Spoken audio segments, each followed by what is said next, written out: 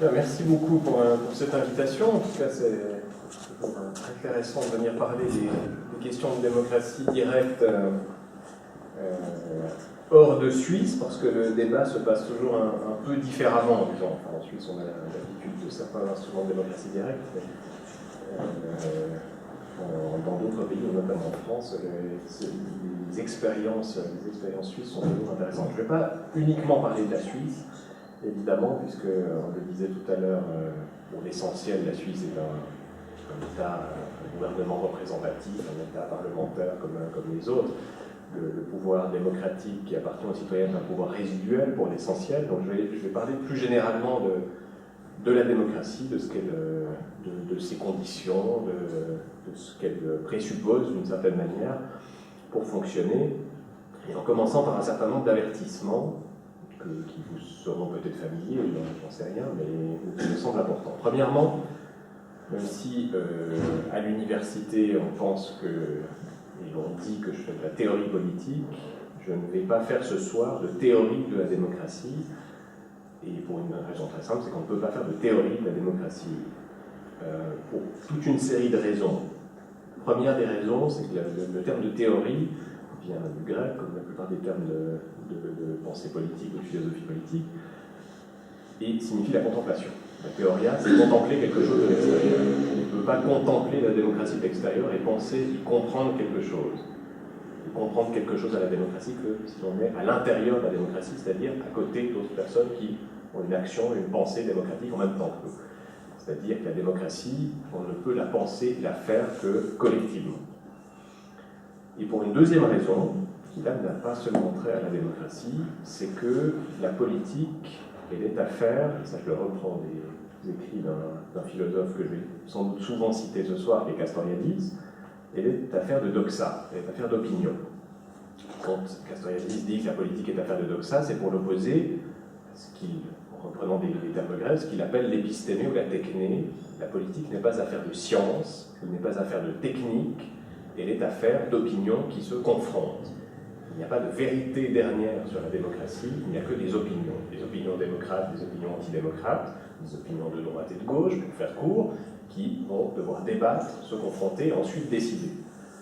Et à partir de si on part de ce point-là, disant que la politique est affaire de doxa, on a mis de côté toute espèce d'idée du philosophe qui contemplerait la démocratie, qui vous expliquerait comment ça fonctionne, comment ça devrait fonctionner, quelle serait la démocratie idéale, etc. C'est-à-dire que vous avez mis de côté Platon et à peu près toute la tradition de la philosophie politique occidentale, jusqu'à des gens comme John Rawls ou Habermas ou ce genre de personnes. Donc je vais parler comme citoyen aujourd'hui. Citoyen qui a fait des lectures, qui a eu un certain nombre d'expériences démocratiques et politiques, mais citoyen et en aucun cas spécialiste ou théoricien de la démocratie. Ça, c'est la première chose. La deuxième chose, c'est que la démocratie doit être pensée comme un projet. Et ça a toute une série de conséquences importantes. La première, c'est d'inscrire la démocratie dans une tradition. La démocratie, ce n'est pas quelque chose qu'on va décider comme ça, du jour au lendemain, en réinventant la roue d'une certaine manière, ou en inventant tout de A à Z. Il y a une tradition démocratique. C'est celle-ci qui nous permet aujourd'hui d'en débattre, tout simplement, de savoir ce que ça signifie que la démocratie, plus ou moins confusément, de pouvoir donner des exemples, de pouvoir avoir des cas historiques de fonctionnement plus ou moins démocratique. C'est une tradition que l'on doit poursuivre. C'est bien pour cela qu'on parle de projet. Donc c'est une tradition qui est vivante encore aujourd'hui, même si elle est minoritaire, j'en suis tout à fait convaincu, mais qui est vivante, et que l'on va poursuivre dans le futur, en sachant, c'est la dernière conséquence du fait de parler d'un projet démocratique, que ce projet est inachevable. On ne peut pas achever la démocratie. On n'aura jamais une démocratie parfaite, une démocratie complète, une démocratie finie, terminée, etc. On sera toujours dans quelque chose en train de se faire. Et donc quelque chose d'imparfait, évidemment. Et dire que la démocratie est imparfaite, c'est en aucun cas dire qu'elle est imperfectible, c'est-à-dire qu'on ne peut pas l'améliorer. Pouvoir tenir ensemble ces deux choses-là. À la fois, ce sera toujours imparfait, et en même temps, on essaie de l'améliorer autant que possible, par rapport à ce que l'on sait déjà, mais par rapport aussi à de nouvelles choses qui apparaissent, de nouvelles demandes, je ne sais pas, Les Athéniens n'imaginaient même pas donner la citoyenneté aux esclaves, voire aux femmes, alors qu'aujourd'hui ça me semble quelque chose de tout à fait élémentaire. C'est une nouvelle demande sociale qui est apparue, qui doit être intégrée dans une réflexion sur la démocratie, et qui demain sera intégrée pour les enfants, pour les étrangers. On est en plein dans le débat, dans la plupart des pays européens en tout cas, et c'est une demande qui va ressurgir. Donc, il n'y a pas de cité idéale. Et c'est un projet, je disais, qu'il était perfectible, infiniment perfectible, et il est perfectible selon un horizon, et non pas précisément selon l'image d'une cité idéale. On a un horizon démocratique dont on va essayer de s'approcher. Le terme d'horizon, je l'emprunte à un autre philosophe qui est Maurice Merleau-Ponty, qui ne parlait pas spécifiquement de démocratie, mais qui parlait de quelque chose qui en est assez proche à mon sens. Le terme d'horizon, il est très utile parce qu'il permet de comprendre plusieurs choses en même temps. Premièrement, qu'on n'a pas justement une image toute faite de ce vers quoi on veut aller, mais on sait néanmoins quelle est la direction vers laquelle on veut se projeter, et que on ne l'atteint jamais, l'horizon, par définition, mais qu'au fur et à mesure qu'on s'en approche, les choses changent de figure. C'est-à-dire des choses qui semblaient être toutes proches, en fait, se révèlent être très éloignées l'une de l'autre. Il faudra déjà atteindre la première pour ensuite pouvoir atteindre la seconde, etc. etc. Et je pense que c'est le type de conception temporelle, de conception du futur qu'une démocratie doit construire. C'est-à-dire le projet démocratique comme horizon. C'est très différent de beaucoup de choses qu'on peut lire parfois sur la démocratie, où on va essayer de dessiner la vraie démocratie, bien organisée, qui d'une certaine manière fonctionnerait de manière purement démocratique. Troisième avertissement, qui me semble aussi important, c'est que les institutions démocratiques tiennent ensemble,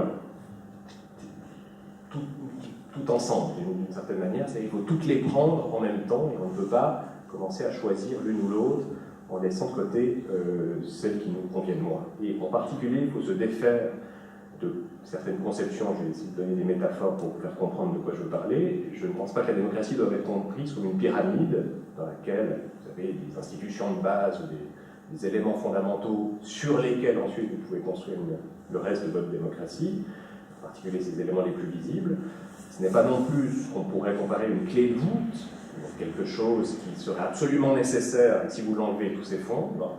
Et ce n'est pas non plus ce que je comparerais à une bactérie, c'est-à-dire petite chose que vous allez mettre dans un autre système politique qui va se développer et finalement remplacer, tuer le système, se remplacer par quelque chose d'autre, ou quoi que ce soit. La démocratie doit plutôt être comprise, pour moi, comme un ensemble d'institutions qui forment un réseau. Toutes ces institutions sont importantes, à voir lesquelles elles sont, ensuite je vais essayer d'en décrire quelques-unes.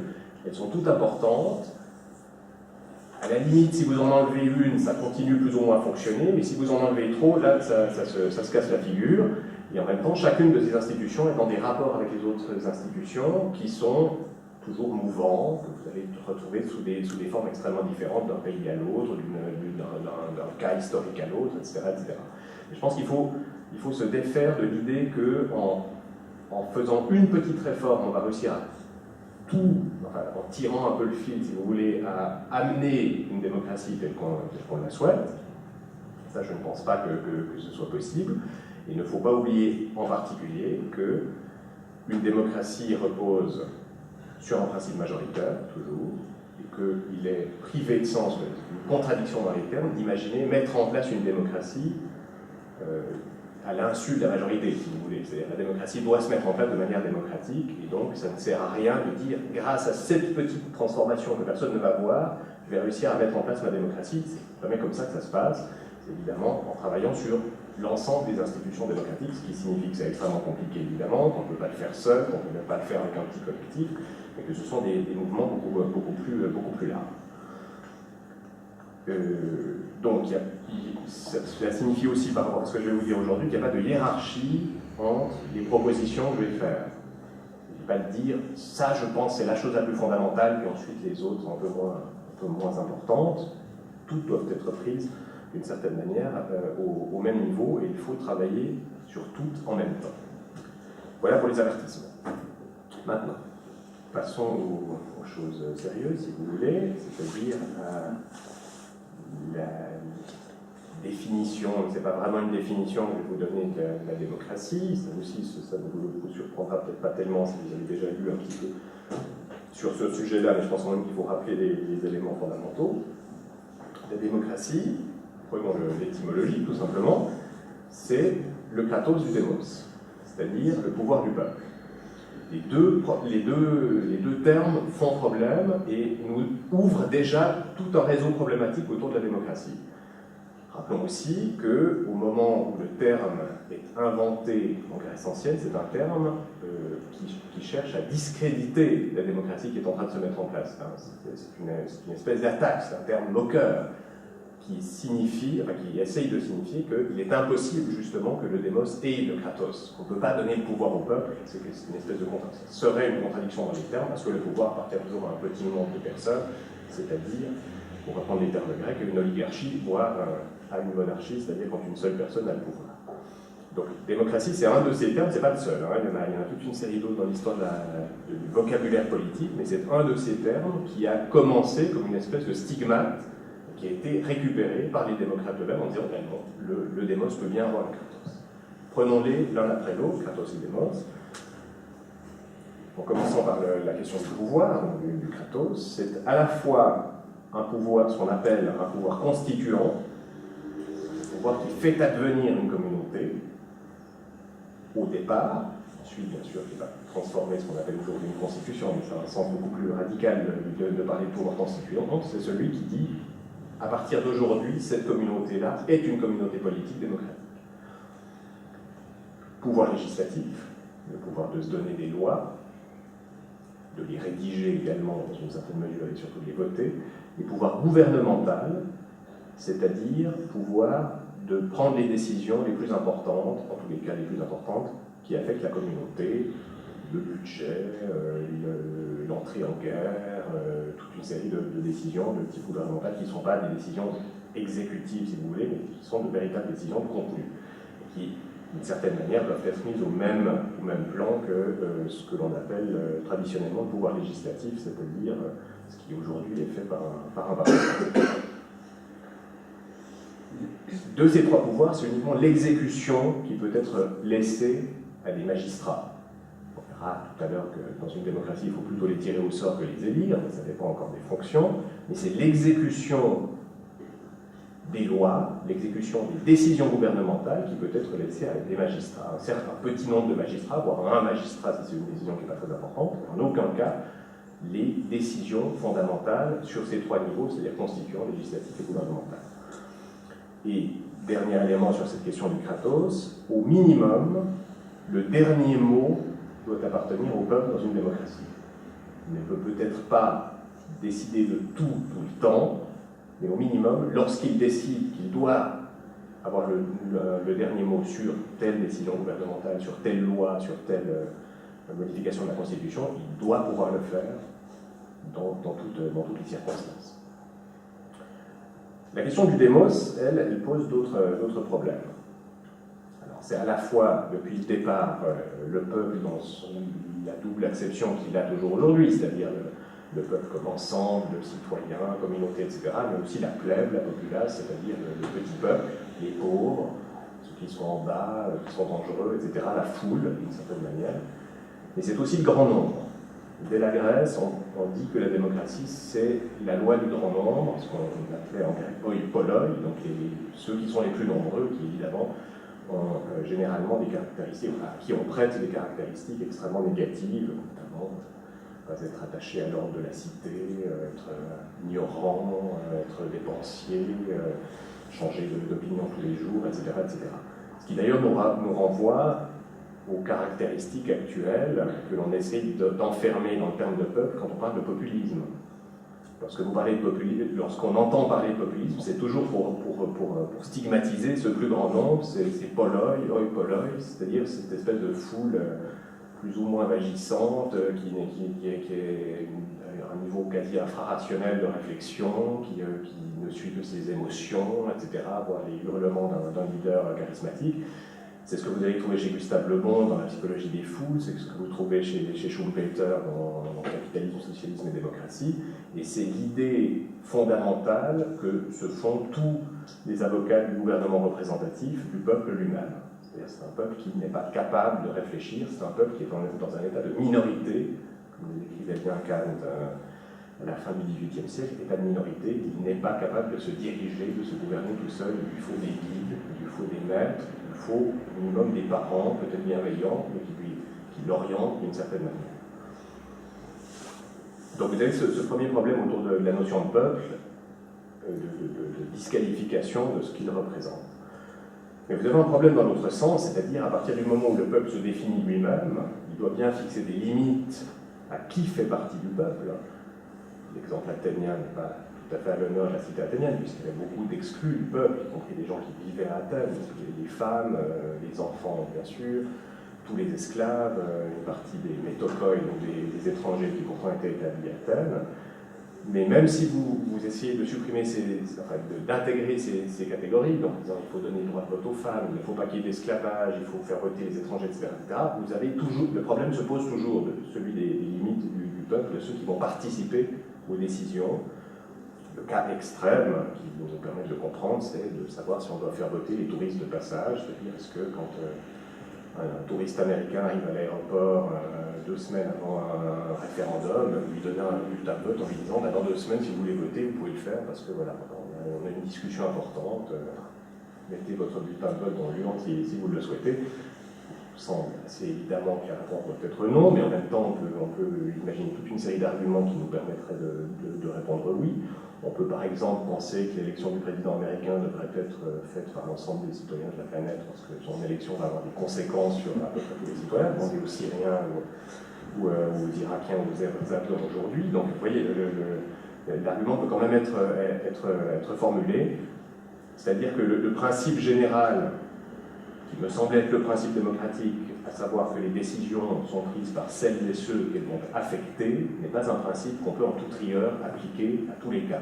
Il y a des cas où des personnes vont être affectées par une décision à laquelle elles ne vont pas prendre part, et il n'est pas totalement illégitime qu'elles n'y prennent pas part, y compris d'un point de vue démocratique radical. On reprend l'exemple du touriste. Le touriste allemand qui vient sur les autoroutes françaises est obligé de respecter la limite de 130, même si chez lui il peut rouler à 250 sur certaines autoroutes. Il n'a pas pris la décision, mais néanmoins, voilà, vous allez quand même appliquer. Si vous dites je suis allemand, je n'ai pas pris la décision, donc moi je m'en fous, je roule à la vitesse que je veux, donc l'argument n'est pas recevable, y compris si la décision a été prise de manière tout à fait démocratique. Ça n'a pas été le cas en France, j'imagine, mais c'était le cas en Suisse. On a eu une initiative il y a assez longtemps pour décider d'augmenter la vitesse sur les autoroutes et qui avait été refusée assez largement. Bon. Donc la définition des limites du peuple est toujours politique et on ne peut pas s'en sortir autrement. C'est toujours un débat à l'intérieur du peuple et malheureusement, d'une certaine... Enfin, je pense quand même qu'il faut conclure à l'intérieur du peuple antérieur, c'est-à-dire celui qui s'est constitué comme peuple va décider d'étendre, de restreindre éventuellement, mais d'étendre ses limites, ce qui nous ramène au cas suisse du vote des femmes. Ça a été, sauf dans un cas, le peuple suisse ou le peuple de certains cantons, c'est les citoyens mâles qui ont décidé d'étendre le droit de vote aux femmes. Alors évidemment, il y a eu un débat qui a précédé cette décision, dans lequel bien sûr les femmes sont intervenues, ont participé, fait des membres d'associations, ont fait tout un travail de lobbying dans ce sens-là évidemment, mais elles n'ont pas pris la décision, parce que la décision a été prise précisément par le corps des citoyens préexistants. C'est un vrai problème, et en particulier pour quelqu'un qui va se faire l'avocat d'une extension maximale du droit de vote. Je suis favorable au droit de vote des étrangers, mais je suis obligé de dire aux étrangers qui le demandent que la décision sera prise par les citoyens de nationalité suisse qui vont eux-mêmes décider si oui ou non ils auront le droit de vote. C'est difficile de s'en sortir autrement, parce que sinon vous devez prendre un critère absolu en disant les limites du peuple, c'est cela, et donc vous retrouvez la position théorique, philosophique que je vais énoncer tout à l'heure, consiste à dire je vous donne la bonne définition de la démocratie. Alors que justement la bonne définition de la démocratie, c'est toujours une définition collective, y compris avec ceux qui demandent le droit de vote, mais en sachant que jusqu'au moment où ils l'obtiennent, ils ne peuvent pas encore participer à la décision, mais non pas au débat, bien sûr. Donc ça c'est le premier réseau en réseau de sens de la démocratie, d'une certaine manière, le kratos du démos. Il faut prendre dans un sens radical, je pense. Le deuxième réseau de sens, qui n'est pas exactement le même, et qui est peut-être plus riche dans la modernité, comme on l'appelle, c'est-à-dire à partir du XVIIIe siècle, c'est l'insistance sur les notions de liberté et d'égalité, et en ajoutant une chose très importante, parce que la liberté et l'égalité étaient connues en Grèce évidemment, y compris et dans les communes libres italiennes et ailleurs, la liberté et l'égalité comme concept universel. Il y a l'universalisation de la liberté et de l'égalité, ce qui nous ramène d'ailleurs à ce que je disais sur les limites du peuple, le fait de dire que la liberté et l'égalité ne se limitent pas aux citoyens.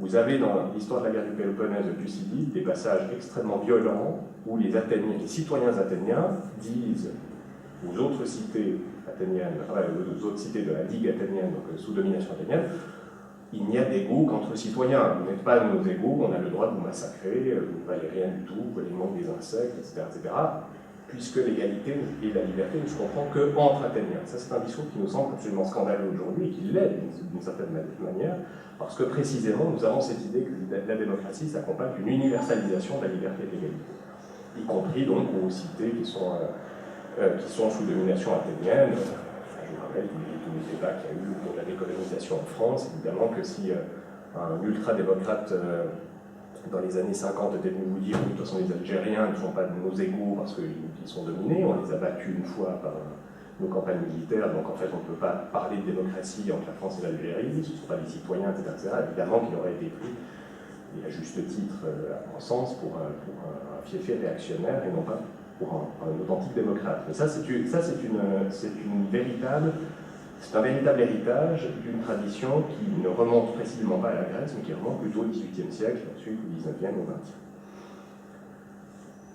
Et enfin, troisième point, le principe qui doit nous animer quand on essaie de réfléchir à la démocratie, à la fois dans cette dimension kratos du démos et dans cette dimension d'universalisation de la liberté et de l'égalité, c'est l'institutionnalisation de ces principes. Institutionnalisation de la souveraineté du peuple, institutionnalisation de la liberté et de l'égalité pour tous, dans un sens aussi universel que possible, c'est cela le travail de la démocratie. Et donc, de ce point de vue-là, je ne suis pas tout à fait d'accord de m'arrêter aux conceptions de la démocratie qui disent que c'est une espèce d'explosion, une insurrection par moment qui ensuite retombe complètement et qui réapparaîtrait dans quelques années, dans quelques décennies. C'est la position d'auteurs que j'aime bien, sinon, je ne sais pas, Jacques Rancière, Michel Labarsour, ce genre de personnes, mais qui manque, à mon avis, justement, cette dimension d'institutionnalisation de la démocratie. Bien sûr qu'il y a des explosions démocratiques, des explosions de liberté par moment. On peut les observer, la Commune de Paris, la Hongrie en 1956, mai 68 dans une certaine mesure, ou je ne sais pas, la révolution en Allemagne à partir de 1918, mais la réflexion démocratique doit s'attacher à un impératif d'institutionnalisation. C'est-à-dire, qu'est-ce qu'on fait une fois que le peuple apparaît d'une certaine manière sur la scène? Comment est-ce qu'on va faire pour durabiliser son pouvoir, la souveraineté populaire? Comment est-ce qu'on va faire pour durabiliser la liberté et l'égalité? Je pense que l'auteur qui a réfléchi le plus précisément à ces questions, qui sont des questions extrêmement difficiles, c'est Hannah Arendt, et notamment dans son texte qui vient enfin d'être traduit sur la Révolution. Alors, commençons par... abordons maintenant ces différents éléments, ces différentes institutions de la démocratie. Je vais essayer de passer pas trop longuement en exposant, je crois, 11 points pour finir, qui encore une fois doivent être compris les uns par rapport aux autres. Le premier de ces points, la plupart ne sont pas très originaux, mais enfin, j'en dirai quand même quelques mots.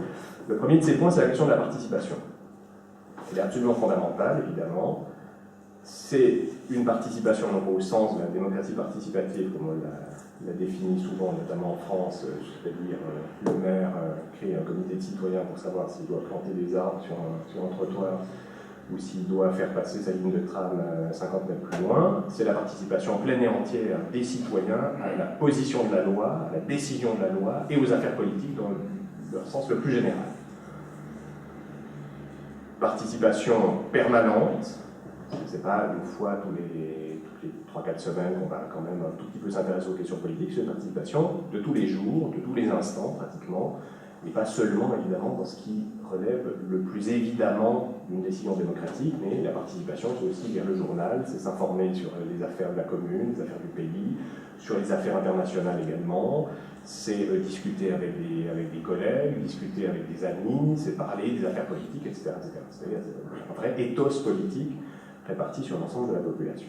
Ça appartient à la tradition républicaine. Vous allez trouver ça chez Machiavel, vous allez trouver ça chez les républicains antiques, vous allez trouver ça chez Harrington également, ou chez Jefferson, c'est quelque chose de tout à fait fondamental. La participation, elle s'accompagne aussi d'un autre élément important, c'est la question de l'éducation. Je ne pense pas qu'on puisse les séparer radicalement. Si on pense sérieusement à une éducation démocratique, ce n'est pas un moment qui va faire advenir, qui va faire naître de bons citoyens. L'éducation, elle est permanente également. C'est une éducation par la participation, ce qui notamment nous donne un argument important quand les gens vous disent oui, mais ils ne sont pas prêts. Enfin, on ne peut pas mettre en place telles procédures de démocratie directe parce qu'ils ne sont pas prêts, ils ne savent pas le faire, c'est des citoyens qui sont totalement passifs, etc. Et bien, avant d'avoir essayé, on ne le sait pas. Deuxièmement, c'est uniquement en le faisant qu'on devient un citoyen. Il n'y a pas une espèce de propédeutique du bon citoyen qui ensuite nous amènerait à pouvoir décider en pleine sagesse des affaires politiques. Pas du tout, c'est précisément en participant et en participant sérieusement, c'est-à-dire en prenant les décisions, qu'on apprend à être citoyen. Je signalais tout à l'heure une anecdote, un élément tout à fait intéressant du fonctionnement des assemblées cantonales en Suisse, dans un canton, où les enfants ont le droit d'entrer dans le cercle de l'Assemblée des citoyens, qui se réunit une fois par année. Ils ont le droit de vote à partir de 16 ans, mais on comprend qu'entre quelques années et 16 ans, il est important de faire venir les enfants pour leur montrer comment la démocratie fonctionne. Ça, c'est un élément tout à fait fondamental de l'éducation, qui devrait d'ailleurs, qui pourrait conduire à leur donner le droit de vote avant 16 ans. Imaginez que les gens à 12, 13 ou 14 ans commencent à voter. D'ailleurs, c'est le seul canton où le droit de vote est fixé à 16 ans, à la place de 18, comme dans tous les autres cantons. Donc, voilà pour le premier élément de participation qui est évidemment énorme, mais qui me semble devoir être, qui devait être rappelé. Deuxième élément, je reprends là d'ailleurs des débats académiques un peu récurrents ces dernières années, c'est la délibération. Tous les débats sur la démocratie délibérative, comment est-ce qu'on fait pour parvenir à une décision, pour parvenir à un consentement, etc., qui m'intéresse moyennement, et en particulier parce que je pense que la démocratie, c'est d'abord une question de conflit. Donc, oui, on peut délibérer jusqu'à un certain point, mais il y a des moments où on n'est pas d'accord, et donc c'est pour ça qu'il faut voter. Mais surtout, je pense que la tradition démocratique, là, plutôt grecque, avait un concept très important pour parler de délibération, pour se sortir d'une certaine manière des débats sur la délibération, c'était le concept de parésia. La parésia, en grec, c'est quelque chose qu'on peut traduire comme la franchise, le courage d'être franc face à l'Assemblée notamment. Et pour parler très concrètement, c'est le courage de pouvoir se lever au milieu d'une assemblée de plusieurs milliers de personnes en disant « moi je ne suis pas du tout d'accord avec ce qui vient d'être dit », même si tous les orateurs avaient l'air d'applaudir des deux mains sur une proposition XY, moi je pense que c'est faux, je pense que vous avez tort, et donc je le dis, je donne mes arguments, et ensuite on va regarder ce qui se passe.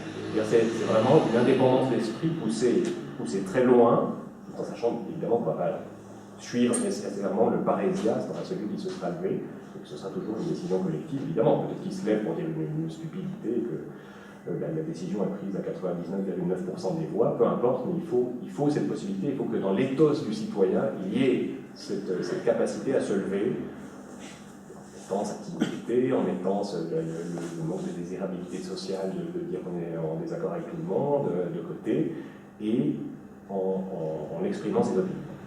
Ça, c'est quelque chose qui me semble assez central et qui est souvent très oublié dans les débats sur la notion de délibération. On essaye plutôt de dire quelles sont les conditions pour que la discussion se passe bien, par exemple, pour qu'on inclue tout le monde, etc., etc. Et je pense au contraire qu'il faudrait revenir, pour le coup, au grec, dans une conception beaucoup plus agonistique, comme il le disait, de la démocratie, une conception combative, de conflit. L'agone, c'est la joue sportive également, c'est-à-dire on est dans une sorte de combat, on n'est pas d'accord, et donc chacun donne ses arguments, et ensuite l'Assemblée tranchera. En sachant de toute manière, comme je l'ai dit au départ, que la politique étant affaire de doxa, il n'y a pas de solution vraie, d'une certaine manière. Il n'y a pas de bonne solution, on va de toute manière trancher d'une manière ou d'une autre sur toutes les questions politiques, selon nos opinions. Et peut-être qu'on se trompera, peut-être qu'il faudra revenir sur cette décision plus tard. Dans tout état de cause, on n'accepte pas d'argument d'autorité qui dirait « moi je sais quelle est la bonne décision ». Point suivant, c'est la question du cadrage territorial. Il est totalement privé de sens, à mon avis, de commencer à vouloir mettre en place une démocratie à un niveau national sans travailler au niveau local. Les démocraties se sont, on le répète depuis des siècles, faites dans de petites communautés et elles doivent continuer à être construites d'abord dans de petites communautés, quitte ensuite à monter sur des communautés plus importantes avec le principe, on parlait tout à l'heure aussi, le principe du fédéralisme. C'est-à-dire les compétences politiques appartiennent en premier lieu à la commune, voire au quartier d'une ville, par exemple. Et puis ensuite, tout ce qu'on ne peut pas faire à ce niveau-là, au niveau de la commune, au niveau du quartier, on va le déléguer plus haut. On le délègue à la ville tout entière, on le délègue à une communauté de communes, on le délègue, pour le cas de la Suisse, au canton, et ensuite plus loin à la nation, voire au continent, à l'Europe, etc. Ça nous permet de faire toute une série de choses. Ça nous permet de résoudre le problème qui est toujours opposé aux théories démocratiques radicales, qui est le problème de la taille. Depuis la fin du XVIIIe siècle, tous les théoriciens répètent oui, la démocratie c'était très bien, ça allait dans les républiques antiques, à Athènes et dans les autres, en Italie, peut-être dans quelques cantons suisses. Mais maintenant, on a une grande république, c'est comme ça que Madison, Hamilton et Jay qualifient les États-Unis dans le fédéralisme. On est une grande république et on ne peut pas avoir un système démocratique dans une grande république, il faut un autre système qui est précisément un système représentatif. Qui n'est pas la démocratie, précisément. Ils sont très clairs sur cette question-là, c'est autre chose que la démocratie. On appelle la République, et ensuite ils tournent un peu autour du pot sur la qualification, mais il est très clair pour eux que ça n'a rien à voir avec les démocraties telles qu'on les définissait dans l'Antiquité, c'est-à-dire avec l'autogouvernement et l'autolégislation du peuple. Donc ça, on met de côté le problème de la taille, on met de côté aussi le problème de la démocratie de face à face. Dans un village, dans un quartier, on se connaît plus ou moins, disons, on ne va pas des nouvelles personnes qui arrivent de temps en temps, mais disons qu'on connaît à peu près quels sont les rapports de force, on sait qui pense quoi, etc. Donc c'est tout à fait possible de le faire à ce niveau-là, et ça permet, à ce niveau local, de fonctionner par assemblée qui prennent toutes les décisions importantes. Et là, on n'est pas en train de tirer de dessiner des plans utopiques. Dans la très grande majorité des communes suisses, c'est comme ça que ça fonctionne. Il n'y a pas de, entre guillemets, législatif, d'organes délibératifs dans les communes. Les décisions, l'organe exécutif évidemment, c'est de quelques personnes, mais toutes les décisions importantes sont prises par une assemblée communale.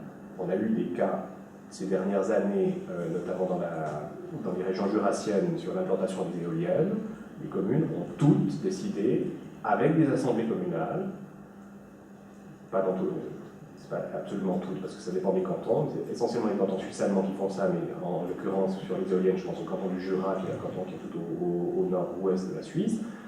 Les communes de ce canton ont toutes décidé si oui ou non on voulait une éolienne sur leur territoire. Il y a eu des débats homériques. Enfin, les gens se sont gueulés, il y a des dissensions à l'intérieur de la commune, certains voulaient ça, d'autres non, c'était le paysan qui allait gagner de l'argent parce que l'entreprise électrique elle a implanté son éolienne dans son champ, lui évidemment était pour, mais les autres qui habitaient à 200 mètres étaient contre, ça fait du bruit, etc. Mais enfin, en tout état de cause, là aussi, je ne sais pas quelle était la bonne décision, ils ont fait une connerie de refuser l'implantation d'éoliennes, parce que la plupart des communes ont plutôt refusé.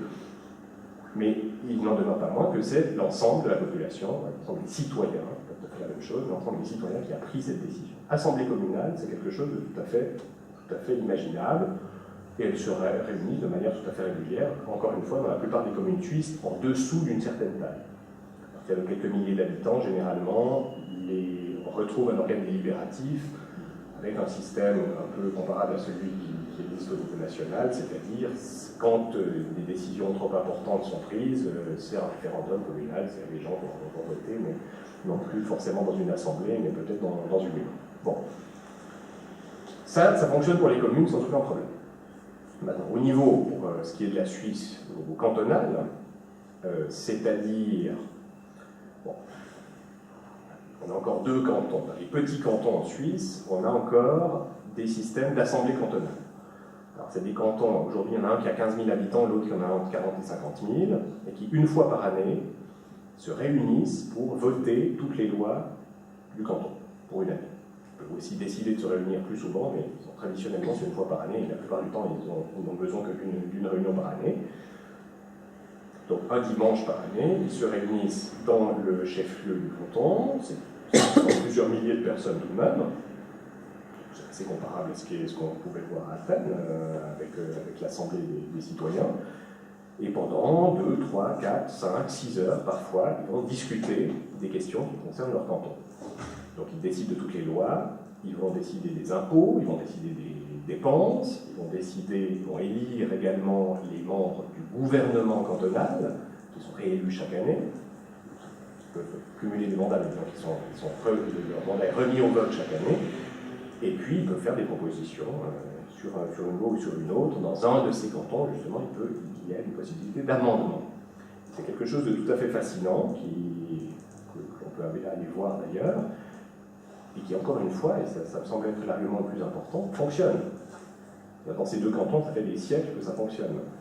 Que les gens prennent les décisions qui les concernent directement, et ce ne sont pas des décisions de paysans qui doivent décider des limites du champ du voisin, etc. Enfin, les deux cantons en question ont des hôpitaux, ont une police, ont des écoles, les programmes scolaires sont décidés au niveau cantonal, ont compétence sur la plupart des routes, ont compétence sur une partie des transports publics, etc. etc.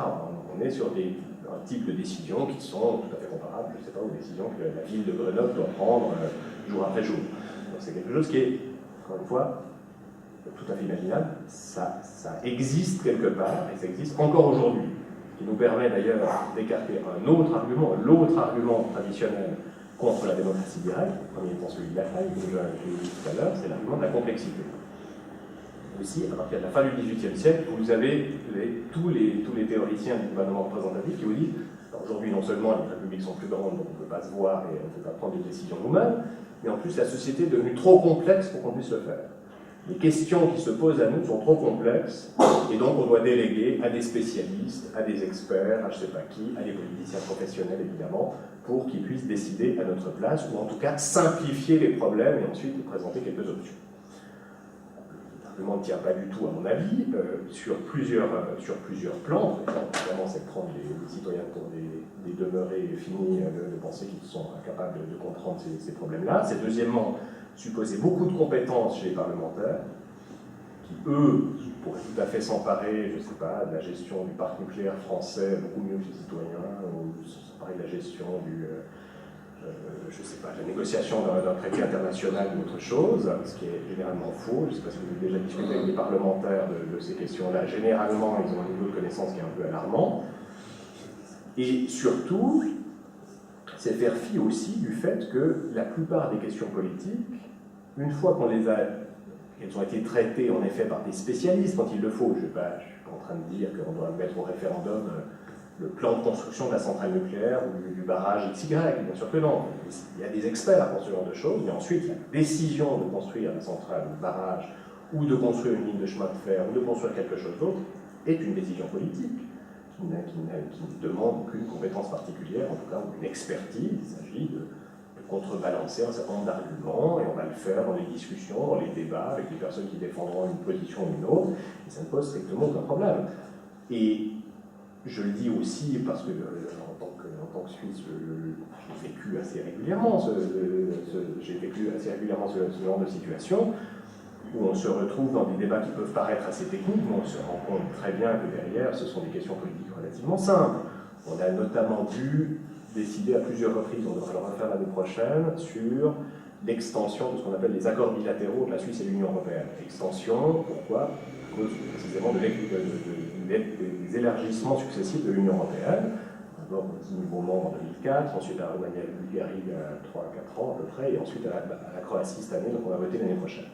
Petite parenthèse, les Suisses sont les seuls citoyens européens à avoir en fait voté sur l'élargissement de l'Union européenne via ces accords bilatéraux, sinon personne d'autre ne l'a fait. Enfin, jusqu'à preuve du contraire. Sauf évidemment les citoyens de certains pays qui demandaient l'adhésion, mais en tout cas dans le corps de l'Union européenne, il y a peu de votes organisés sur ces questions-là.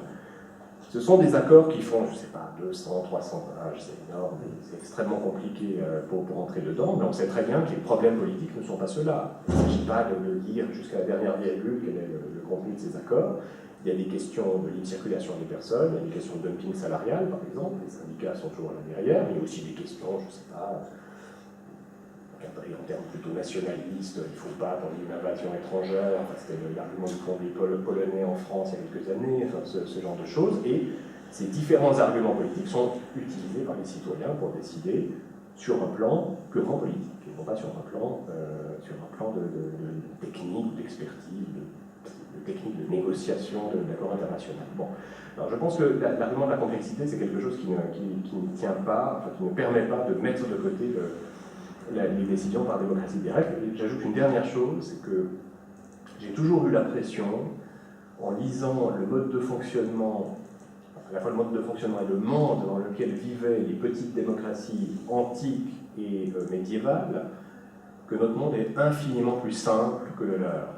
Quand vous pensez à la cité florentine, ou à la cité athénienne d'ailleurs, ou à certains des cantons suisses sous l'Ancien Régime, et que vous essayez de replacer le type de décision qu'ils devaient prendre, c'est-à-dire, bon, on a une armée, est-ce qu'il faut engager des mercenaires, parce qu'on a le roi de France qui va venir, on a ceci, on a la papauté qui en même temps nous menace, etc. Ce sont des questions existentielles pour ces cités. La cité de Florence a finalement été vaincue par les Français, même chose d'ailleurs pour Venise. Donc ce n'est pas des petites décisions, on n'est pas en train de dire oui, est-ce qu'il vaut mieux un peu de ça, un peu augmenter les impôts, un peu les baisser. Des décisions existentielles qui sont d'une infinie complexité, sur lesquelles l'Assemblée populaire peut très bien se planter, comme on l'a vu à plusieurs reprises, mais sur lesquelles toute une série de princes et de monarques se sont aussi plantés, et qui, en tant que telles, ne sont pas prises dans un monde d'une certaine manière, je mets quand même des guillemets, aussi simple qu'aujourd'hui. Quand on prend des décisions en Suisse, on va voter encore dans 2 semaines sur l'abolition de la conscription militaire, on n'est pas des dizaines de divisions blindées aux frontières en se disant est-ce que la Suisse va disparaître dans 1 année, dans 2 ans, dans 10 ans, etc. C'est pas du tout ce type-là de décision qui est prise.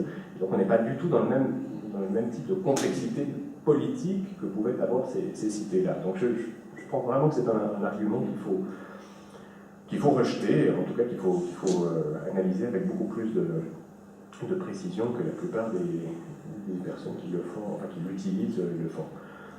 Point suivant, j'avance trop lentement, donc on va aller un petit peu plus vite. Accès à l'information, c'est un élément tout à fait fondamental de toute démocratie, ce qui signifie bien sûr une presse diverse, libre et non inféodée à des groupes économiques, disons, pour faire court. C'est aussi, dans l'autre sens, la publicité de tous les débats, de toutes les lois, de toutes les décisions. C'est quelque chose qui, aujourd'hui, existe avec des approximations, en particulier grâce à Internet. Je ne sais pas, oui, certains d'entre vous se souviennent peut-être du travail qu'il fallait faire auparavant pour aller rechercher une loi qui avait été passée il y a quelques années. Aujourd'hui, vous allez sur Internet, vous la trouvez immédiatement. C'est une transformation vraiment radicale. Bon, il fallait soit acheter le recueil officiel et avoir tous les volumes chez soi, ou alors aller à la bibliothèque, etc. Ça prenait du temps, c'était évidemment limité à certaines personnes qui en plus connaissaient bien le système. Aujourd'hui, c'est beaucoup plus simple, et c'est quelque chose de tout à fait fondamental, bien sûr. Là-dessus, je pense qu'on n'aura pas beaucoup de débats à avoir. Point suivant, c'est l'ensemble des outils référendaires. Alors là, on va peut-être un peu construire sur l'expérience suisse, parce que ça nous permet de partir d'un point aussi réel, enfin, qui n'est pas totalement imaginaire. C'est, dans sa version minimale, qui est la version suisse actuelle, c'est minimale, mais infiniment plus importante que dans tous les autres pays du monde, c'est un droit de veto dont les citoyens disposent à l'égard des gouvernants, du Parlement, du gouvernement, etc. Droit de veto sur les lois, ce qui existe au niveau fédéral et cantonal en Suisse, on peut attaquer n'importe laquelle des lois qui a été passée par le Parlement, moyennant un certain nombre de signatures, mais ça représente 1% du corps électoral, donc c'est pas très important. Et c'est aussi une autre forme de droit de veto, mais qui est un peu différente, c'est-à-dire de proposer un amendement à la Constitution. Je dis que c'est un peu différent parce que ça passe très rarement. Il y en a moins de 10% qui passent depuis un siècle que ça existe, mais ça a parfois des effets liés, disons. En 1989, par exemple, la Suisse a voté sur l'abolition de l'armée. Ça a été refusé à 65% des voix, mais l'ampleur de l'acceptation de cette initiative, les militaires pensaient que ça ferait 10%, alors ça en a fait 35%, deux cantons ont accepté l'initiative en plus, a eu des effets très importants sur les réformes de l'armée, jusqu'à aujourd'hui d'ailleurs. Donc c'est aussi, ça a ce type-là d'effet, mais évidemment, vous n'allez pas comme ça proposer une nouvelle réorganisation de l'armée de but en blanc avec une initiative populaire. C'est simplement une proposition qui est faite et qui soit est acceptée, mais c'est généralement des propositions qui sont rédigées de manière assez rapide. Donc il y a tout un travail de mise en application qui doit être fait derrière. Soit alors elles sont refusées, mais ça peut avoir des effets, dans un sens ou dans un autre d'ailleurs. Parce que si l'initiative pour la suppression de l'armée avait été refusée à 90% des voix, l'effet aurait été exactement inverse, c'est-à-dire de renforcer l'armée et de dire c'est très bien d'avoir une armée qui a 700 000 hommes sous les armes, etc. etc. Donc il y a en plus quelque chose que les associations connaissent bien. Lancer une initiative, ça peut avoir un effet positif et négatif. Donc il faut faire très attention. Il ne faut pas lancer une initiative sur des pas sûrs, pas forcément de la gagner, mais c'est rare, mais au moins de faire un résultat honnête. Sur le revenu de base inconditionnel sur lequel la Suisse devrait voter en 2014 ou 2015, s'ils se prennent 85% dans les dents, c'est certain que la proposition est enterrée pour des siècles à venir ou à peu près. Chose qui est d'ailleurs arrivée à l'adhésion à l'Union européenne il y a quelques années, alors même que si vous faites une initiative qui recueille 45% des voix, bien sûr que la dynamique est complètement différente. Mais il y a un certain nombre de choses qui peuvent être ajoutées à ce droit de veto minimal via les outils référendaires. C'est des choses qui, notamment, existent dans beaucoup de cantons suisses, mais pas au niveau fédéral. C'est l'initiative législative, premièrement. C'est-à-dire proposer une loi. On ne peut pas le faire au niveau fédéral. On peut proposer que des amendements de la Constitution, ce qui limite quand même considérablement. Alors oui, vous avez l'interdiction de l'absinthe dans la Constitution suisse jusqu'en 1999, c'est un aspect un peu baroque, puisque les initiants du début du XXe siècle avaient dû faire ça comme cela, mais ce serait beaucoup plus intéressant de pouvoir proposer une loi complètement rédigée. Et en particulier sur des questions un peu plus compliquées que l'interdiction de l'absinthe ou celle des minarets, je ne sais pas, vous proposez un nouveau plan pour les retraites, ou vous proposez peut-être de nouveaux accords avec une nouvelle loi sur le travail, ou ce genre de choses, il faut évidemment passer par la voie législative. Deuxième élément, maîtrise du calendrier. C'était un problème qu'on a eu certaines fois en Suisse avec le calendrier des votes et des dates. Les dates sont fixées à l'avance, mais de savoir sur quels objets on va voter à quelle date et quels sont les objets sur lesquels on va voter en même temps appartient au seul gouvernement, ce qui est un problème. Je n'ai pas trouvé de solution géniale pour contourner ce problème, parce qu'il va forcément falloir se mettre d'accord à un moment ou à un autre. On pourrait imaginer que le comité d'initiative décide, en toute liberté, en disant « moi je veux cette date-là ». Ensuite, vous pourriez vous retrouver avec des situations où deux comités d'initiative ne veulent en aucun cas que leur vote arrive en même temps, mais veulent la même date, donc il faudrait imaginer un système d'arbitrage, etc. Mais au minimum, il ne faudrait pas que le gouvernement puisse décider tout seul de l'articulation des votes. Quand il n'y en a pas trop, ça va, même s'il peut y avoir des effets d'opportunité, mais en revanche, quand on a, comme ça a été le cas dans les années 90, et comme c'est de nouveau le cas maintenant, beaucoup d'initiatives qui sont lancées en même temps, tout à coup on se retrouve avec une date de votation où on a 12 objets, et donc il n'y a pas de campagne. Il y a des campagnes éventuellement sur un ou deux objets, mais tous les autres sont complètement mis de côté, et donc des associations qui avaient consacré beaucoup d'argent, de temps, de travail militant, etc., à récolter des signatures, en fait, se voient d'une certaine manière confisquer leur droit d'initiative. Le référendum financier qui existe dans beaucoup de cantons n'existe pas au niveau fédéral, mais c'est quelque chose qu'il faudrait mettre en place, c'est-à-dire empêcher les dépenses.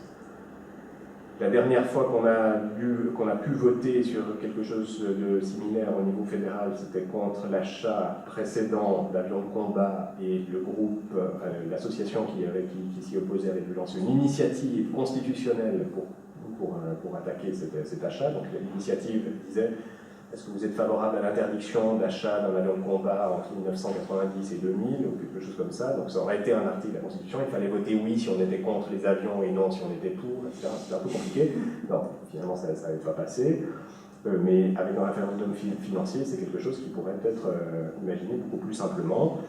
Et référendum financier sur des dépenses uniques, mais on peut aussi très bien imaginer un référendum financier sur le budget. On pourrait très bien, non pas nécessairement attaquer tout le budget, parce que ça peut aussi le faire, ça conduirait à des débats sans fin, mais on pourrait attaquer une ligne du budget en disant on est opposé au fait que le salaire des fonctionnaires soit baissé ou augmenté, ou on est opposé à ce que les retraites des parlementaires soient augmentées cette année, etc. etc. Voilà, ça, c'est des choses qui n'existent pas. On pourrait d'ailleurs aussi imaginer une autre chose là, pour le coup, n'existe nulle part, je crois, c'est d'attaquer un élément de loi uniquement, c'est-à-dire non pas faire un référendum sur toute une loi, uniquement un article de loi en disant le référendum n'attaquerait que l'article 48, puis ensuite avec de bons juristes vous arriverez à reconstituer plus ou moins la cohérence de la loi, ou alors simplement en proposant un amendement à une loi. Là aussi, là encore, c'est quelque chose qui n'existe pas avec les outils de démocratie directe tels que je les décris là, mais qui existent dans les assemblées communales et qui existent dans les Landsgemeinden, c'est-à-dire dans ces assemblées cantonales, rassemblement de tous les citoyens. Ou dans un des cantons où elle existe encore, vous pouvez faire des amendements aux lois. Les lois qui sont présentées par le gouvernement peuvent être amendées le jour de l'Assemblée. Quelqu'un peut monter à la tribune en disant « je suis opposé à l'article XY » et donc on met au vote soit la suppression de l'article, soit la nouvelle formulation qu'il aura proposée sur le moment. C'est quelque chose qui fonctionne, encore une fois, avec plusieurs milliers de citoyens qui sont assemblés au même endroit un jour par année. La révocation, ce que s'appelle le recall, qui n'existe pas en Suisse, mais qui donc existe en Californie et dans plusieurs autres États américains, c'est un principe qui me semble tout à fait démocratique. Lorsque vous élisez quelqu'un, en particulier pour plus qu'une année, il paraît assez normal de pouvoir le révoquer après un certain nombre de temps de mandat, si manifestement il prend des décisions totalement délirantes ou qu'il transforme ses promesses électorales, ou que sais-je. On pourrait tout à fait imaginer un même type de fonctionnement. Ça existe dans le canton du Tessin en Suisse, au niveau des municipalités, mais pas au niveau cantonal, et c'est quelque chose qu'on pourrait tout à fait imaginer à d'autres niveaux. La révocation, d'ailleurs, s'accompagnant généralement dans la théorie démocratique de ce que l'on appelle le mandat impératif, c'est-à-dire quand on délègue quelqu'un, on le délègue avec un mandat précis, et donc il va défendre uniquement les points qu'on lui demande de défendre. Si de nouveaux éléments de discussion apparaissent, il doit revenir auprès des citoyens qui l'ont envoyé pour reprendre des instructions d'une certaine manière et ensuite repartir en défendant sa position. C'est ce que font tous les ambassadeurs du monde.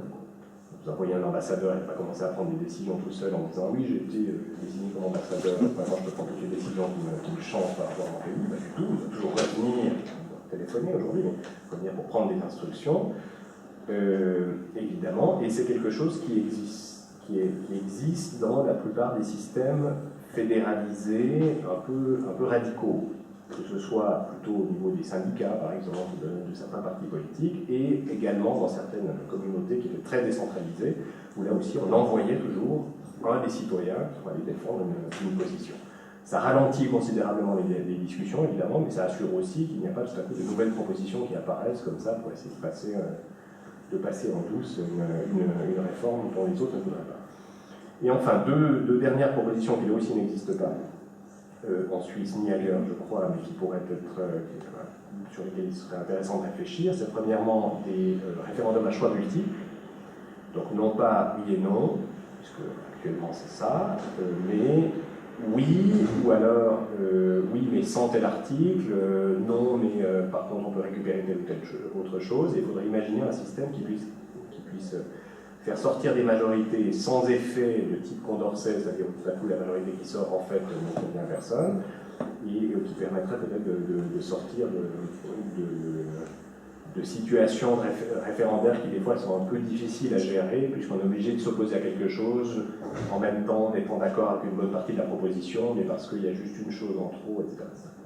Ça c'est pour faire court. Et enfin, dernière proposition, mais que là j'ai reprise de Benjamin Barber, La démocratie forte, c'est l'idée des deux lectures dans un référendum, comme au niveau parlementaire, où on lit toujours deux fois une proposition avant de la voter définitivement. Ce serait de faire deux débats et deux votes sur le même objet, pour se donner d'une certaine manière le temps de la réflexion. Le premier débat, on vote, et 6 mois plus tard, ou une année plus tard, on revote sur le même amendement constitutionnel. Ça a un effet de ralentissement, mais qui est un effet qui, à mon sens, est toujours plutôt démocratique. Quand on accuse la démocratie d'être trop lente, je pense qu'il faut prendre cet argument au sérieux en disant oui, elle est lente, mais précisément pour éviter toute une série d'erreurs. Et toute une série d'autres décisions qu'il faut prendre rapidement, mais que l'on pourrait formuler autrement qu'avec ce système de double lecture, et en particulier toutes les décisions de type gouvernemental. lorsqu'il s'agit de décider d'un nouvel amendement d'une constitution, il n'y a pas besoin de voter dans l'heure qui suit, dans la journée qui suit, on peut très bien se donner un peu de temps. En revanche, en effet, s'il faut prendre des décisions de type gouvernemental beaucoup plus urgentes, enfin, des questions de guerre et de paix, ou des questions de catastrophes naturelles ou autres, il faut bien sûr imaginer des systèmes de prise de décision qui soient plus rapides, mais qui généralement ne sont pas incompatibles avec le fonctionnement d'une démocratie. L'accusation de lenteur est une accusation des antidémocrates qui ne visent que certains éléments où, en effet, où les décisions doivent être prises rapidement, peuvent être prises rapidement dans une démocratie, et en revanche rate complètement toute l'importance dans une politique démocratique de ralentir parfois à la fois la discussion et les décisions sur des objets. Point suivant, c'est la question du tirage au sort. On l'a annoncé dans le titre de la conférence. Bon, je ne sais pas dans quelle mesure vous êtes familier de cette question du tirage au sort, parce que certaines fois, les gens n'en ont jamais entendu parler, donc il faut reprendre le tout au début. On va essayer de faire court. L'usage du tirage au sort est assimilé à la démocratie depuis la Grèce ancienne, depuis Athènes.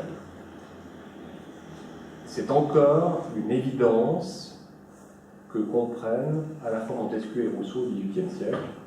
La méthode de sélection des magistrats dans une démocratie, c'est le tirage au sort et ce n'est pas l'élection. L'élection, c'est un principe aristocratique qui désigne précisément les meilleurs, les aristoïdes, et qui désigne un petit nombre de personnes qui vont ensuite occuper le pouvoir. Les Athéniens connaissaient l'élection. Ils élisaient en particulier les stratèges, pour lesquels ils reconnaissaient qu'il fallait avoir des compétences particulières. Périclès était un stratège qui a été réélu à peu près sans discontinuer pendant une trentaine d'années. Mais en revanche, tous les autres magistrats, ou presque tous les autres magistrats, ce qui représentait à peu près 600 personnes, d'après les sources, étaient tirés au sort, généralement pour une année, parfois moins, parmi tous les citoyens. Vous pouviez refuser de tirer au sort, vous avez des systèmes un peu mixtes, où vous présentiez d'abord, puis ensuite vous étiez tiré au sort. Et c'était donc les magistrats au sens antique du terme, c'est-à-dire toute l'administration de la cité, ceux qui s'occupent du trésor, ceux qui s'occupent des chantiers navals, ceux qui s'occupent des routes, etc., etc. Et en plus, les organes législatifs principaux, à commencer par le Conseil, et tous les organes judiciaires, c'est-à-dire les procès. Quand on faisait un procès à Athènes, il y avait un nombre de jurés très important, qui pouvait aller jusqu'à 1500 ou 2000, et toutes ces personnes étaient tirées au sort. Bon, l'usage du tirage au sort disparaît presque complètement après Athènes. Il existe aussi dans quelques autres cités grecques. On le retrouve en Italie au Moyen-Âge, en Suisse également dans certains cantons à partir du XVIIe siècle, mais c'est un usage un peu différent et qui est plutôt un usage d'équilibre des pouvoirs entre plusieurs familles, plusieurs partis, plusieurs factions, etc. C'est un usage plutôt oligarchique du tirage au sort. Le cas à Venise, par exemple, c'est le cas à Berne également, où on essaie d'équilibrer les pouvoirs. Mais ça, un effet tout à fait important, c'est que cela empêche les complots, les achats de voix, toutes les méthodes qui peuvent être utilisées lorsqu'on utilise uniquement l'élection, et pour faire gagner son candidat de manière frauduleuse, comme on le voit aujourd'hui dans les élections et contre le suffrage universel. Pour être démocratique, le tirage au sort doit s'accompagner de plusieurs autres choses. Il doit premièrement concerner l'ensemble des citoyens, et non pas seulement certaines personnes. À Venise, à Berne, ça ne concernait évidemment pas tous les citoyens. Les charges pour lesquelles on tire au sort doivent aussi être des charges particulières. On ne va pas, comme dans le roman de Philippe K. Dick, tirer au sort le dictateur de la galaxie, qui le restera à vie. Ses premiers romans dans les années 50, on va tirer au sort des personnes dont le pouvoir sera aussi limité que possible. Si possible, dans des corps collectifs. On va tirer au sort un président, tirer au sort 10 personnes ou 100 personnes qui constitueront le conseil exécutif, comme c'était le cas à Athènes, de la cité. À Athènes, il y avait 50 personnes qui étaient le prytane, qui dirigeait la cité, enfin, qui expédiait les affaires courantes, si vous voulez. Et dans ces 50 personnes qui occupaient le pouvoir pendant un mois, une personne était tirée au sort pour être chef d'État pendant 24 heures. Un jour et une nuit, il avait sur lui les clés du trésor et le sceau de la cité pour signer les accords avec les pactes, avec les autres cités. Voilà. 24 heures pour le président. Ensuite, c'est une année maintenant le président, donc on a l'impression que c'est déjà très court, mais il faut prendre des exemples antiques. Des mandats courts, ne pourrait pas tirer au sort des gens comme le Doge de Venise pour à vie, la rotation des charges, qui est en fait le principe fondamental. Il faut que le plus de personnes puissent passer par des organes de pouvoir pendant leur vie. Et généralement, à Athènes, vous aviez l'interdiction d'être 2 fois au même poste. Alors, c'était, sauf erreur, l'interdiction valait aussi pour le Conseil, dans tous les cas pour le chef d'État dont je viens de parler. Il y avait toute une série d'autres postes que vous pouviez occuper 1 fois, ou 2 fois au maximum pendant toute votre vie. Et enfin, dernière chose, pour ceux qui s'inquiètent de la compétence des personnes tirées au sort, la remise des comptes. À la fin de votre mandat, lorsque vous aviez été tiré au sort, vous deviez remettre vos comptes de votre office, d'une certaine manière, à la fois les comptes financiers, mais aussi ce que vous aviez fait, et il y avait des jurys populaires, d'une certaine manière, tirés au sort eux aussi, qui allaient juger votre action. Et certains étaient condamnés parfois. S'ils avaient trop dépensé, ils devaient rembourser les sommes. S'ils avaient pris de mauvaises décisions, ils pouvaient être condamnés, mis en prison, etc. Donc c'était quelque chose de tout à fait sérieux, ce qui signifie évidemment, parce que vous le savez, si vous êtes tiré au sort, que avant d'y aller, vous devez être sûr de pouvoir faire votre travail, parce que sinon, évidemment, vous allez être condamné à la fin de votre mandat. Et pendant le mandat, il faut être extrêmement attentif, extrêmement prudent pour ne pas vous retrouver avec une condamnation à la fin du mandat. C'est quelque chose qui me semble devoir être rappelé, premièrement, puisque le tirage au sort a complètement disparu des radars de la pensée politique depuis assez longtemps, et qui en plus a un autre avantage, c'est que même s'il n'est pas, je viens de le dire, intrinsèquement démocratique, vous pouvez très bien avoir un usage totalement oligarchique du tirage au sort, Venise ou Berne le montraient, c'est un outil, c'est un moyen qui postule l'égalité des personnes entre lesquelles on va tirer au sort, c'est déjà quelque chose de très important, et qui deuxièmement peut être utilisé à tous les niveaux et très facilement. Et en plus avec une économie de temps et d'argent qui est tout à fait intéressante. Vous avez des cas, je donne toujours cet exemple pour les amis qui font partie de partis politiques. C'est un peu moins le cas en France parce que vous n'avez pas vraiment de proportionnel, mais quand vous avez un système proportionnel où les électeurs peuvent tracer les noms dessus, l'ordre des noms sur la liste électorale est absolument fondamental pour les partis. Il faudra toujours essayer d'être le plus haut possible. Ça occasionne des semaines de débats, de conflits, de coups bas, etc. à l'intérieur de tous les partis. Et je leur ai toujours dit, tirez au sort. Vous avez un certain nombre de personnes, mais même si vous en avez plus que le nombre de places, vous tirez au sort, vous avez votre ordre, c'est bon. C'est réglé en 2 minutes. Alors que vous avez passé des semaines à vous crêper le chignon sur des questions qui en fait sont des questions sans intérêt politique réel. C'est uniquement des questions de personnes. Donc on pourrait l'utiliser à l'intérieur des partis, on peut l'utiliser à l'intérieur d'un système purement représentatif, qui ressort les membres des commissions dans un parlement, etc. Et on peut l'utiliser de manière beaucoup plus radicale pour, encore une fois, rappeler l'égalité absolue entre tous les citoyens. On peut l'utiliser dans une association, on peut l'utiliser dans un syndicat, on peut l'utiliser à l'université, par exemple. On est en train de mettre en place à l'Université de Lausanne un tirage au sort pour les membres de commission de nomination de nouveaux professeurs, par exemple. J'espère que ça pourra être mis en place. Et même si on n'a pas révolutionné l'ensemble du fonctionnement de l'université, on a déjà rappelé que le tirage au sort est un système plus démocratique que la liste. Point suivant, là je vais peut-être me faire quelques adversaires, c'est que dans une démocratie, les citoyens, on attend du citoyen qu'il fasse un service civil, voire un service militaire.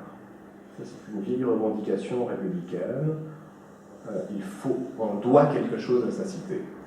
On n'est pas des consommateurs et des taxpayers comme d'autres, les contribuables. On doit quelque chose à sa cité en termes de temps, en termes d'énergie, en termes de présence physique, tout simplement, de laquelle on ne doit pas pouvoir s'échapper, comme les riches le faisaient il y a peu de temps avec le service militaire. Il suffisait de payer, on était sortis. Et je pense qu'un service civil qui concerne tous les citoyens, mettons le service militaire de côté, puisque peut-être que les circonstances ne sont plus les mêmes aujourd'hui, mais un service civil est quelque chose qui doit accompagner d'une manière ou d'une autre la démocratie. Ne serait-ce qu'en termes symboliques, pour rappeler aux citoyens qu'ils sont partie prenante de quelque chose qui les dépasse, qui est quelque chose qui est plus grand qu'eux. Point suivant. De combien de temps je dispose encore? Oui, encore une demi-heure. Une demi-heure, oui, d'accord.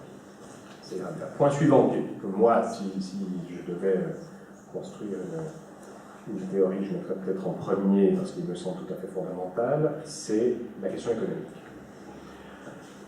La question économique, j'ai déjà parlé du temps tout à l'heure, du temps à disposition, mais c'est dans la discussion. Donc, il y a un premier problème sur la participation citoyenne à la démocratie, c'est que les gens aient du temps pour participer aux affaires politiques. Et évidemment, aujourd'hui, la plupart du temps de la plupart des citoyens est occupé par le travail salarié, c'est-à-dire un temps qui n'est pas libre, entre guillemets. Si l'on n'a pas suffisamment de temps, on ne peut pas imaginer une démocratie qui fonctionne. Si les citoyens n'ont pas le temps de s'engager dans les affaires politiques, on ne peut pas imaginer une démocratie qui fonctionne. Les Athéniens résolu ça grâce à l'esclavage, c'est-à-dire on faisait faire tout le travail à des esclaves et ensuite les citoyens avaient du temps. Ce n'étaient pas tous propriétaires de 200 esclaves, hein. Vous avez aussi des petits paysans, etc. Mais il y avait quand même l'idée que l'esclavage permettait de dégager du temps, et même des citoyens athéniens relativement modestes avaient peut-être un ou deux esclaves. C'était quand même quelque chose de très répandu.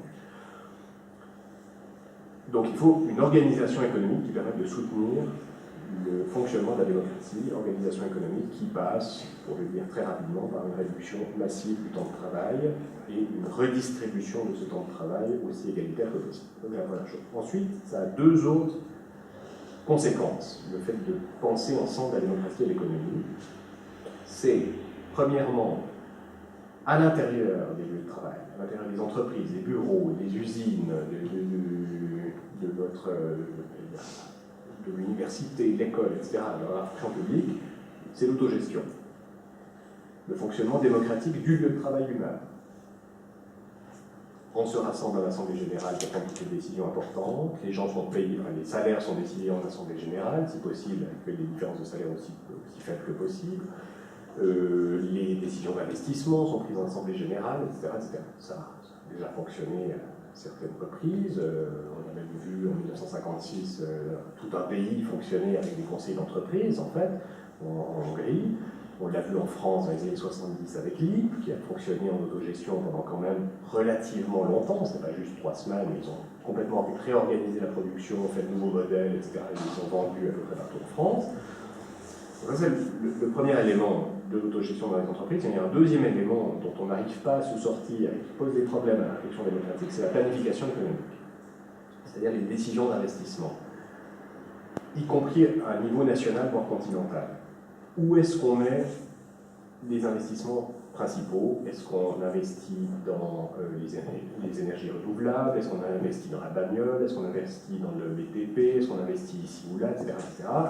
Qu'est-ce qu'on fait avec l'argent qui est produit, la valeur qui est produite, en plus par les travailleurs? Et ça, c'est aussi un enjeu tout à fait fondamental en termes de démocratie. Qui décide de ces investissements? Aujourd'hui, vous le savez bien, ce n'est en aucun cas, ce ne sont en aucun cas les citoyens, ce n'est même plus vraiment l'État, sauf sur certains domaines tout à fait particuliers, mais ce sont essentiellement les banques, voire la finance, si on va un petit peu plus loin. Ça pose un véritable problème démocratique, parce que certaines des décisions les plus importantes des collectivités dans lesquelles on habite aujourd'hui, dans lesquelles on travaille, nous échappent totalement. Voilà, c'est même pas via l'élection, où on pourrait quand même plus ou moins voter à gauche ou à droite, nous échappent absolument de A à Z.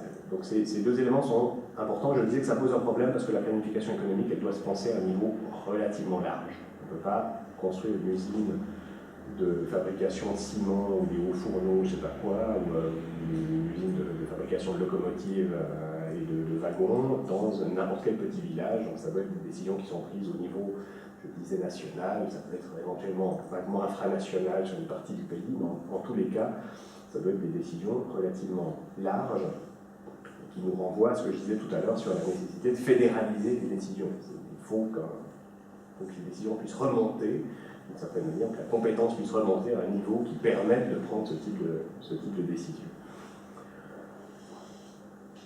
Le point suivant, il m'en reste 3, rassurez-vous, c'est la démocratisation, j'en ai déjà parlé un tout petit peu, la démocratisation en dehors des institutions centrales du pouvoir politique, c'est-à-dire, ce qu'on peut appeler un peu rapidement le monde associatif, toutes les associations au sens propre du terme, les syndicats, éventuellement les partis politiques et d'autres choses. dans lesquels on peut demander un fonctionnement démocratique. C'est toujours difficile. Dans les partis politiques, ça marche très mal en général. Dans les syndicats, ça dépend quelle est leur tradition. Dans les associations, c'est un peu plus facile. Fonctionnement démocratique avec les principes que je vous ai énoncés ici, le tirage au sort, l'assemblée souveraine, les mandats courts, la rotation, etc. Enfin, tout ce qu'on vient de dire. La transparence des informations, par exemple. Combien d'associations fonctionnent avec quelques personnes qui centralisent toutes les informations et qui en fait les distillent plus ou moins selon leur intérêt. Ce sont des réflexes antidémocratiques qui existent absolument partout et mais sur lesquels on peut travailler, y compris à l'intérieur de toutes petites associations. Le fondement associatif, il est important, depuis, il l'avait déjà dit en observant le fonctionnement américain, je pense que c'est une observation qui est juste. Il est difficile d'avoir une démocratie qui fonctionne si on n'a pas en même temps tout un réseau d'associations, y compris des associations qui ne sont pas vraiment politiques, une fanfare, une association gastronomique ou d'autres choses, tout simplement pour apprendre à fonctionner collectivement. C'est-à-dire savoir que quand on est 3, 4, 10, 15, on ne peut pas faire n'importe quoi, on ne peut pas prendre les décisions qu'on veut quand on veut, etc. Mais il y a toute une série de règles à respecter et de règles, si possible, démocratiques. Et on est souvent frappé finalement de la proximité des problèmes, d'ampleur différente, mais la proximité des problèmes qu'on peut avoir dans une toute petite association et qu'on peut avoir dans une commune, dans une organisation politique plus large. Ce sont le même genre de questions qui se posent et auxquelles il faut apporter des solutions, si possible, identiques, c'est-à-dire des solutions de nature démocratique, avec les mêmes outils que je vous ai listés. Et enfin, les deux derniers points sont un tout petit peu plus abstraits. C'est la question de l'espace et du temps. Je pense qu'une démocratie au sens radical du terme doit avoir un espace où elle puisse apparaître. Et pas seulement l'espace public qui est important, mais au sens où Habermas l'a défini, c'est-à-dire les journaux, les médias de manière générale, ce genre de choses, mais aussi un espace concret, des places, des avenues peut-être, ne serait-ce qu'une place pour se rassembler, hein, c'est la première nécessité. Quand vous êtes quelques milliers à devoir vous rassembler, même si c'est une seule fois par année, vous pouvez le faire dans un champ, c'est le cas dans certains cantons suisses, en même temps selon le climat c'est un peu compliqué. Il vous faut une place, il faut la place de l'assemblée cantonale, et même dans une petite commune, il vous faut des salles qui vous permettent de vous rassembler à quelques dizaines, quelques centaines, selon la taille de la communauté en question. C'est quelque chose qui est tout à fait important, mais il faut aussi des espaces d'apparition entre les assemblées, si vous voulez. C'est des espaces où on peut aller discuter, ce qui était l'Agora à Athènes, c'était le Forum à Rome, c'est des espaces où on peut rencontrer ses concitoyens et discuter, pas seulement des affaires politiques évidemment, mais aussi des affaires politiques où l'on peut éventuellement, c'est un apport un peu plus récent, manifester également. Vous savez que les plans des villes depuis quelques décennies sont quand même faits pour la plupart, je ne sais pas ce qu'il en est à Grenoble, pour contrer la possibilité de manifester. C'est très intéressant, dans les vieilles villes dont l'urbanisme est un tout petit peu plus ancien, comme Paris par exemple, on a fait des grands boulevards pour empêcher les barricades. Transformation haussmannienne du 19e siècle, évidemment, donc on a eu peur de la commune, attention, si les rues font moins de 10 mètres de large, on peut facilement faire des barricades et tirer sur la troupe, donc on fait des grandes avenues. Alors évidemment, les avenues ont été utilisées autrement, donc maintenant on peut faire des manifestations importantes, c'est quelque chose qui a un peu retourné d'une certaine manière la logique, et aujourd'hui on s'aperçoit dans beaucoup de villes qu'on a arrêté de faire justement de grandes avenues sur lesquelles on peut manifester, mais on refait des choses avec une série de chicanes, on met un tramway, on met un autre truc, etc. C'est pas que je sois contre les tramways évidemment, mais c'est très clairement une volonté de casser à la fois des endroits de flux d'une certaine manière et des endroits de rassemblement. Encore une fois, sur Grenoble, essayer de penser au nombre de places, je le dis comme ça sans tout savoir, mais le nombre de places, de nouvelles places qui ont été créées ces 10 ou 20 dernières années. C'est-à-dire des places où on pourrait organiser un grand rassemblement. Pas un palais omnisport, une bâtiment, je ne sais pas quoi, mais des places à ciel ouvert où on pourra organiser un grand rassemblement. Dans les villes suisses, en tout cas, c'est quelque chose qui est en train de disparaître. Toutes les places qui existent, on dit toujours, oui, on n'arrive pas à les meubler, à faire de l'aménagement urbain sur ces places, donc on rajoute des trucs, on met un parking ou je ne sais pas quoi. Et évidemment que ça casse précisément cette idée de l'espace public concret. L'espace public aujourd'hui, sans vouloir tomber dans des théorie un peu pessimiste, c'est plutôt le supermarché ou la zone commerciale en banlieue. Et dernier point, la question du temps, qui lui aussi doit être pensé comme temps public. C'est un point qui me semble assez déterminant, non seulement dans le sens que j'ai défini tout à l'heure, c'est-à-dire comme temps disponible pour les activités politiques. Il y a des jours qui sont particuliers où on va traiter des questions politiques. Vous savez que Fishkin et Ackerman, qui sont deux politologues américains, avaient même proposé un Deliberation Day, une semaine ou deux avant le vote, on a un jour qui est réservé à la délibération. Donc, ce qui signifie que tous les commerces sont fermés, etc. Il n'y a pas de travail, enfin, les gens ont congé, etc. Un jour férié, mais visant la délibération, c'est une idée qui est tout à fait intéressante, sachant que, évidemment, avec une grosse réduction du temps de travail, ce serait moins utile, mais disons, le fait de dire, ce jour-là, on organise des débats, on organise des discussions, on organise des rencontres, des conférences, etc., pour précisément discuter des questions politiques qui vont se poser dans une semaine ou deux, c'est quelque chose d'intéressant. Dernier exemple, dernière fois que je cite l'exemple des Landsgemeinde, le jour de la Landsgemeinde est quelque chose de tout à fait particulier dans les cantons qui les connaissent, c'est-à-dire ce jour de l'Assemblée cantonale. Vous voyez très bien que c'est un jour qui n'est pas un jour comme un autre. Il y a une autre qualité par rapport aux jours ordinaires. C'est un dimanche déjà, donc les gens ont congé. Les transports publics sont gratuits, c'est en même temps la fête, mais on sait qu'il y a quelque chose d'important qui se passe, et tout le monde se rassemble dans le chef-lieu du canton, qui est pas très grand, mais on a beaucoup plus de monde que d'habitude. Alors les enfants sont là, les jeunes, etc. Et on sent très bien cette idée du temps public qui n'est pas le même que le temps privé. L'autre élément autour du temps, qui lui aussi est très important, c'est l'interaction avec le passé, le présent et le futur. J'ai un petit peu parlé au début, je pense que les démocraties se distinguent d'autres régimes politiques en étant centrées sur le présent.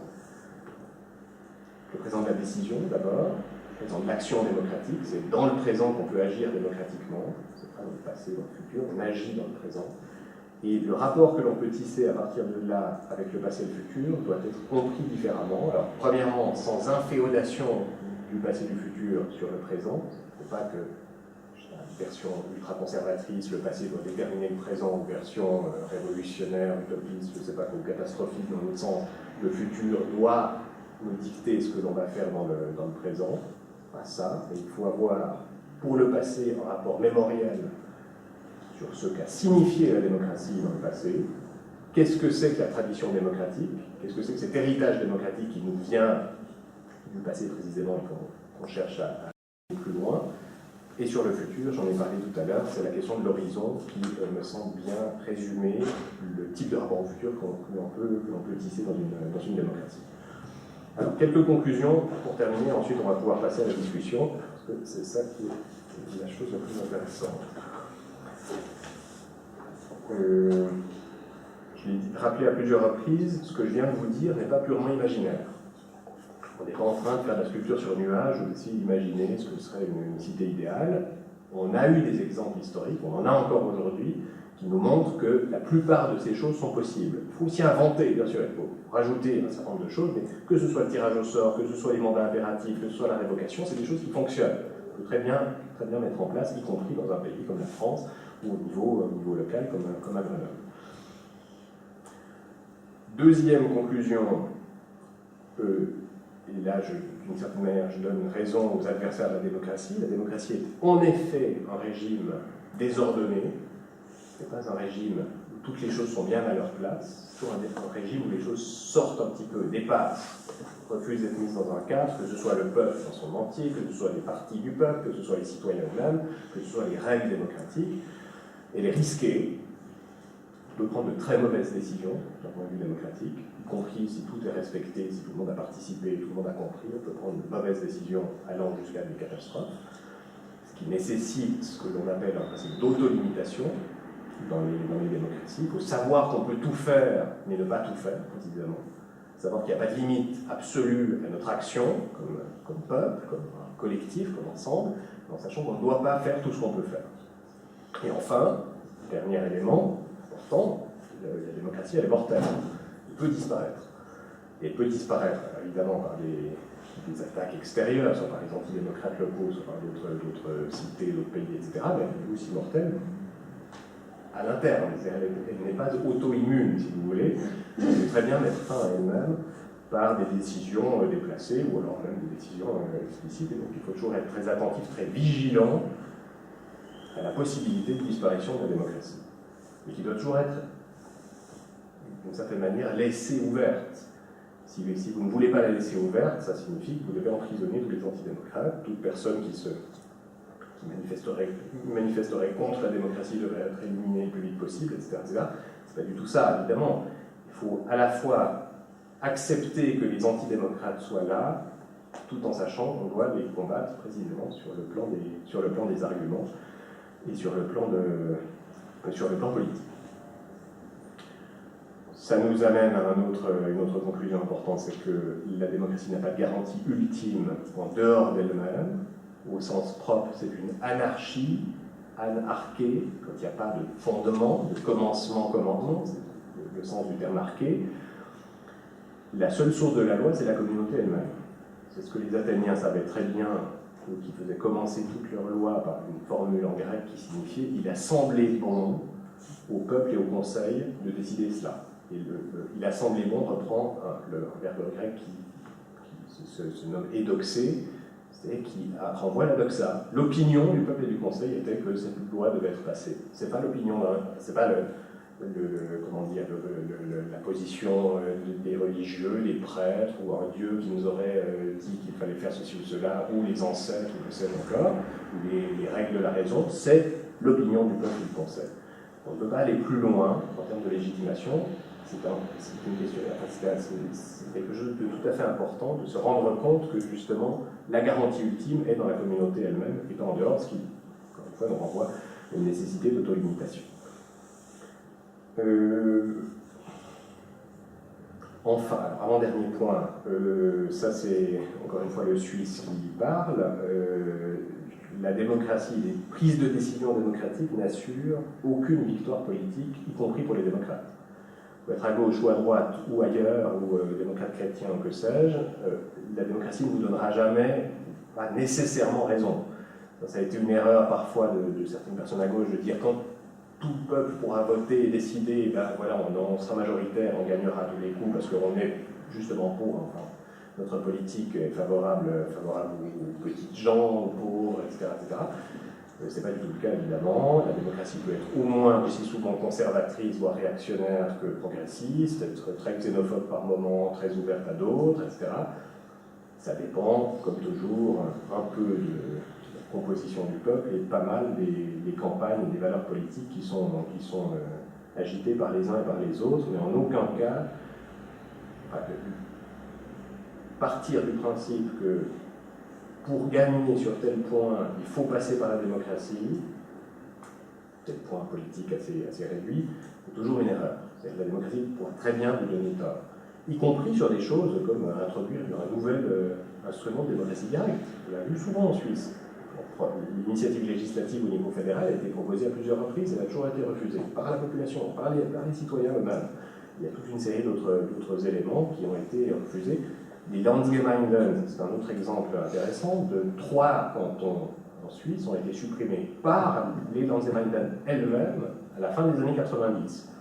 Toute une série d'arguments, notamment en termes de complexité, etc. Et donc décidé d'arrêter ce système-là et de passer à un système représentatif. C'est pour ça qu'il n'y en a plus que 2 aujourd'hui, il y en avait 5 dans les années 90.